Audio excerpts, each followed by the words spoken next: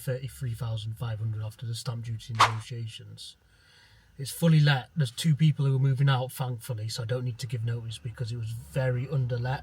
It was getting 575 a room, and their bed sits with a wash, with a bathroom and a kitchen or kitchenette, and I'm going to put them back on for 950. So I've not even had to give notice. So we're just going to go in a minute now, view the vacant room, see what needs tidying up, what if we can paint it, freshen it up a bit, and get it let. It's the 18th of December now, and hopefully we can get this let easily before January, hopefully even before Christmas, depending on how much refreshing we need to do. Then we don't need to go in again, and then when I do the remortgage in 6 months, the 2 rooms that we've refreshed and had the new tenants, we won't need to worry about them again. So first day after our visits, this is the new property, and let's get it. And one other thing, guys, as well, is the reason I suspect why the people are moving out is because we sent a really professional email saying we're not negotiating about late rents.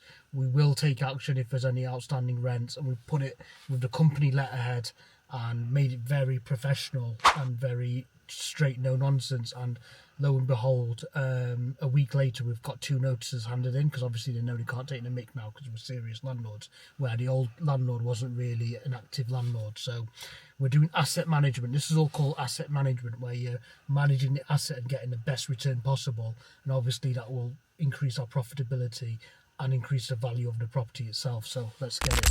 Guys, we're on site on this HMO, and I'm just going to speak to you about adding value to this HMO.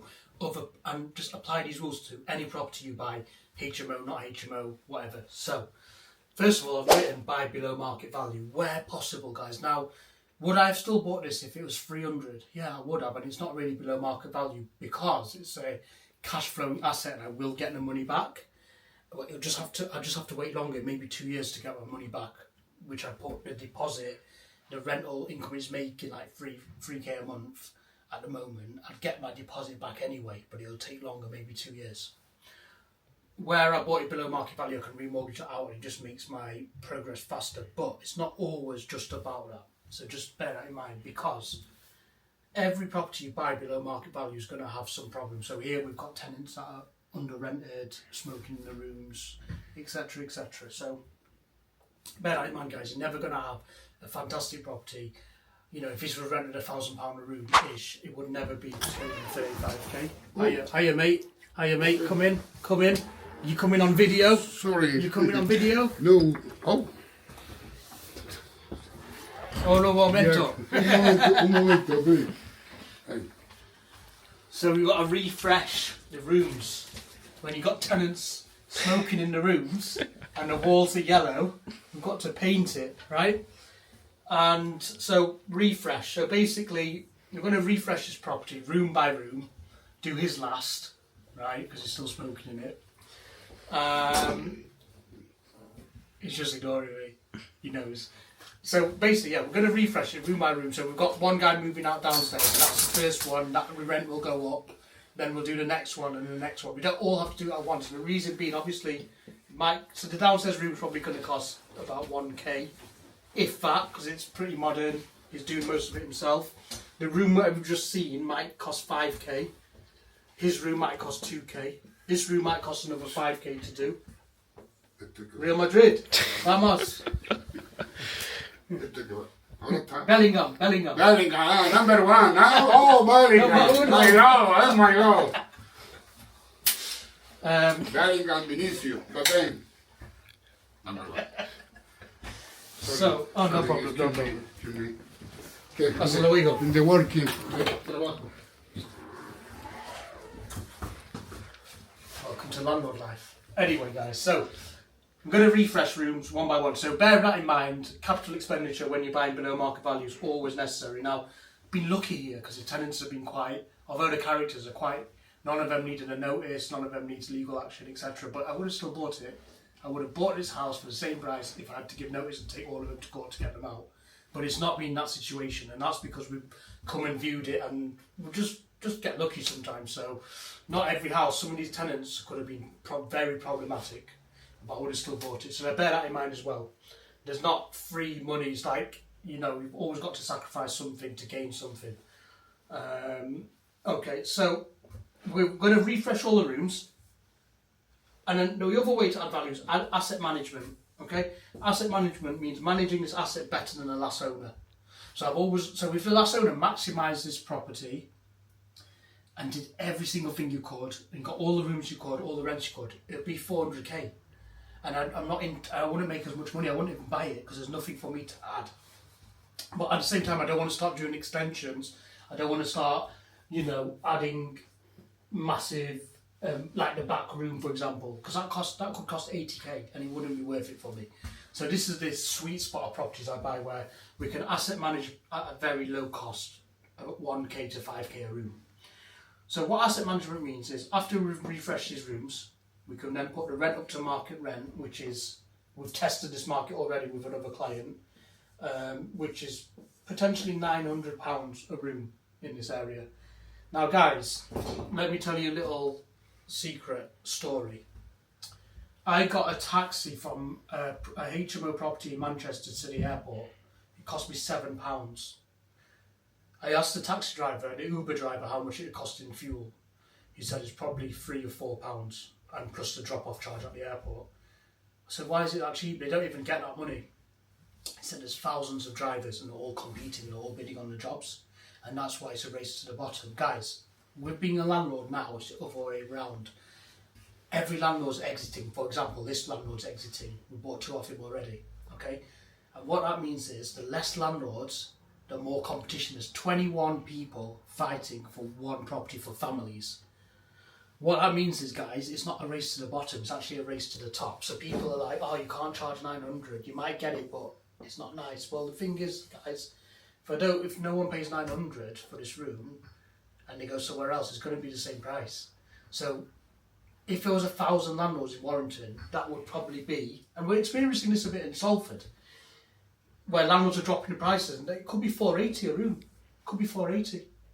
But because of the legislation and because landlords are exiting, especially the older ones, and there's less supply, and it's harder to be a landlord, more red tape, it's actually protecting our business and actually making us wealthier. But it's strong hand. You've got to have a strong hand to be a landlord now.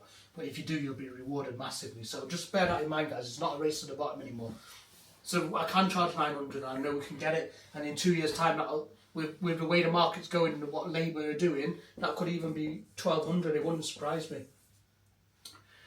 And sometimes this is why I like these areas in the northwest where it's not Manchester, because in Manchester, yes, we do make loads of money, but you've also got loads of landlords, and a lot of landlords sometimes they get desperate around Christmas especially, and I've seen rooms for 480, which is like the price from 3 years ago, and people are coming to our viewings going, well, you're charging 595, I've got one for 400, 480, and I'm going, well, go and take it, that landlord's desperate. So, but in like towns like this, there's even less landlords, so that's one of the things, guys. So we asset manage, so we take advantage of the market, we asset manage, and we get the rents up as much as we can, and if these tenants can't pay it, they'll have to go somewhere cheaper, and we'll bring in the people who can pay it and who want a nice place to live here, because we've made it nicer by refreshing, right? So that's that.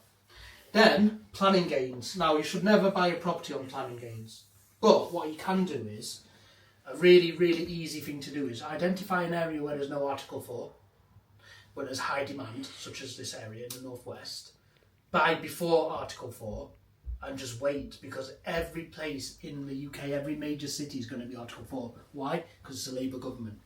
They've just announced that they don't even need, the council now doesn't even need to ask the Secretary of State to introduce licensing before they have to do consultation, ask permission of the major government, of central government, and then introduce landlord licensing. Now they can just decide, head of the council goes, we're doing landlord licensing, let's print some money, £1,000 for a landlord licence. Who do you think it affects? Obviously it affects people like him, who's going to have to pay more rent, because landlords' costs are going up, there's less landlords, it's going to affect the tenant, but they don't care about that, as I said. So planning gains is basically identifying these areas where there's no Article 4 or yet, and buying and making HMOs such as this. And when this is Article 4, it'll be even harder and harder to find rooms, and the rent will be even higher. So that's a planning gain, but I'd never advise buying a property just for planning gain. Another planning gain here is I might risk £1,000, as I said earlier, to get an architect to try and get 7 bedrooms. If we get planning permission granted, which we might do because there's a planning permission There's a planning notice downstairs from my property on this road, which is going for 7 beds. So if we get it granted, the capital value of this property goes up and we just remortgage more out. But it's not the end of the world because I'm getting all the money out plus more anyway. So that's planning gains. So guys, obviously planning gains is appropriate to the house. You don't want to do planning gain on a 2-bedroom terrace house. That's not appropriate then, right? So what is appropriate then? Social housing, ringing me. What is appropriate then is maybe if you get a 2-bedroom house that's under rented and you bought it below market value through me, is refreshing it, spending 5k, and asset managing it, giving notice to the existing tenants, putting the rent up and getting £1,000 plus. That's a really easy way to asset manage. Remortgaging it, using that money to go again. This is what all my clients do, guys, on a daily basis. Yes, I'm not buying clients. Majority of clients can't afford 6-bedroom HMOs like this. Some of them can. We are finding them for it, but you can do this on a smaller scale. Yes, what another client, we bought a property in Wigan, we made it a 3 or 4 bed, potentially inside it at the moment, HMO. There's no Article 4. It will be soon. You'll have this. You'll have asset management. Is refreshing the property. You'll have this, and you go below market value. That's the golden ticket to making money, guys. I've got stuff in here at the moment. I've tried to paint them all up. Yeah, it's pretty. You know what I mean? Yeah. So. The carpet, I'll be honest with you, that's been here before I was here, so general wear and tear on that. But like I said, the place will be clean. Yes, I mean, all the windows, obviously, you know, they're fucked anyway, they're ready for going. Sound. The things that were in here when I moved in was this bed, which is staying. The wardrobe, the chest of drawers, the silver fridge freezer there. That's not the original hot cooker oven thing because the other one broken. Yeah. So that was a replacement. That's the only things that were in here. Everything else is pretty much mine. Are you leaving the... Where's the hob? The hob that. It's a cooker hob. Are you leaving that, yeah? Yeah. That was... Because the original broke, that's a replacement that they're giving me. So that'll be here anyway. No worries, Paul. But everything will be out. You're going to tidy it, clean it, yeah? Yeah, it will be cleaned up. Like I say, Saturday, most of the stuff will be out. Oh, when are you moving? 23rd? 23rd, yeah. Saturday, most of the stuff will be out. Sunday, whatever's left will get taken out, and then I'll come in and give it a good clean and a good decorate. They're leaving that chest of drawers, yeah? Yeah, chest of drawers, wardrobe, and this metal the frame curtains bed. as well. Yeah, curtains are staying as well. Cheers, pal. Metal frame Pretty bed. clean anyway. Nice. So, don't know anybody who wants a bench for you? No, mate, I've got one to get rid of myself. Yeah, no. Can I just have a look at the bathroom? I've got nowhere to put it now. Yeah, So, pretty much alright, isn't it? Yeah. Alright, mate. Cheers. Buenos días. Buenos días. ¿Cómo estás? Hola. Bien? ¿Qué tal? Bien. Good. Reyes mío. Se van a trabajar ya pronto. Boss, who's moved? Which one? He lives here? Este creo que está trabajando ahora. Okay. Está working. The guy upstairs is still here? No sé. Bueno, este no tengo mucho. No sé nada. Okay. You pay the rent? Ahí. The rent? Dinero? Dinero. Ah, el dinero, pagar. Paga. No, I stay here. It's too smoky.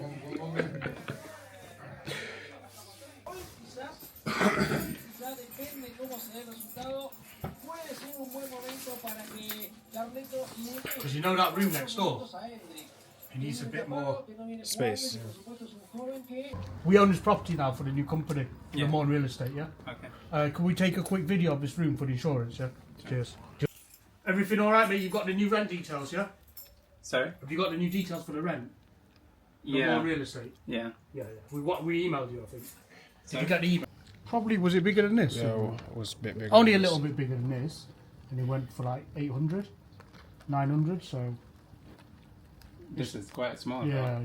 So, This is a like, bit smaller, yeah. 800. So No, it's not gonna. I don't think it's gonna be 800, but it's not. It's not us. Yeah. We're only maintenance. Alright. Yeah. Guys, this is one of the rooms where we do have to refurbish it. Spend that capital expenditure on this property to increase the value. One of the tips I would say, guys, is when you do expenditure, you can either, this is accounting, you can either do capital expenditure, which is basically increasing the value of the building, or you can put it down as maintenance. Maintenance comes off with tax on a yearly basis, so you pay less tax. Or capital expenditure comes off if you're selling. If you ever sell the property, then you pay less. So it's up to you how you. I could put all this down as maintenance, to be fair, and then it'd come off the tax bill, which I probably will do. But some people, if the handing over a business or selling it, they put it down as capital expenditure. But strictly speaking, capital expenditure would be doing all this because it's not really maintenance, but just an accounting tip. I'm putting this down as maintenance, but basically the end game is to plaster all this, get it all nice and cosy, and get this rented out for £700, £800, £900 a month instead of the 520 it's getting now. And as you can see, guys, it's very old. All this Artex, all this, and this is what needs skimming, going back. All this needs coming off, and we'll make it nice and cosy, new carpet, colour theme, and get it rented at its best value. And also, then when I do the commercial revaluation, it'll be a lot higher, because stuff like this will just put surveyors off giving the top valuation on a commercial basis. It's just not what you really want to be staking a 400k valuation on. Just put some down lights, etc. The furniture's not bad, but I just think the walls, these walls especially, don't match, and it just looks a bit 1990s. So, like, even just little things like changing the fire door, getting rid of this, making it a lot more homely and modern. Maybe some strip lighting, and when they value, when someone comes first of all to rent it, they'll be like, yeah, I'll have it. And then second of all, when the valuation comes, the valuer comes, they'll be like, yeah, we could see why it would attract a lot of value. And guys, it's not going to take a lot of money to do this. It's probably like 5k spend on one room, which is fine. And look at all that, see all that as well.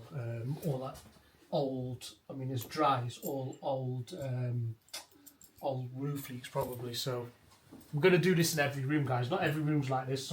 The outside one's bang on modern, the extension one, but you can tell these ones are not. So even just little things like this, changing this to something more modern, this vinyl, doing a ceiling in the bathroom, look in the bathroom. Like the shower tray's fine, it just needs maybe tiling this and to make it more modern, guys.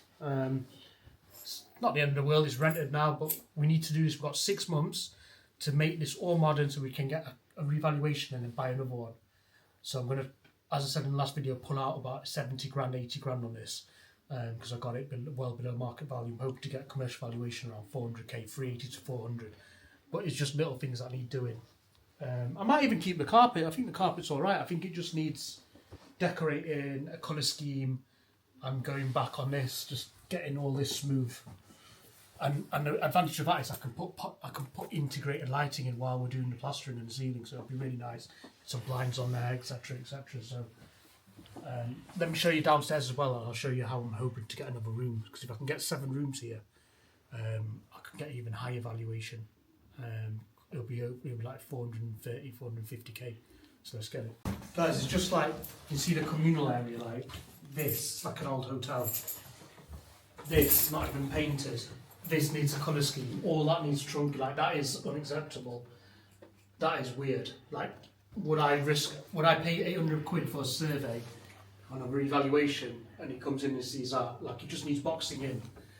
But like that, look at the crack there. Like, it's just cosmetic. I hope that's cosmetic, but it's just like stuff that can be sorted pretty easily. Look at that magnolia, like the painted magnolia. It's just not the standards we keep, especially going forward. We want to do this once and not come back for like 3 years. Do you know what I mean? So even though it's HMO, so I just want to polish, just make it nice and stuff, and maybe even change the carpet for something brighter. I don't know.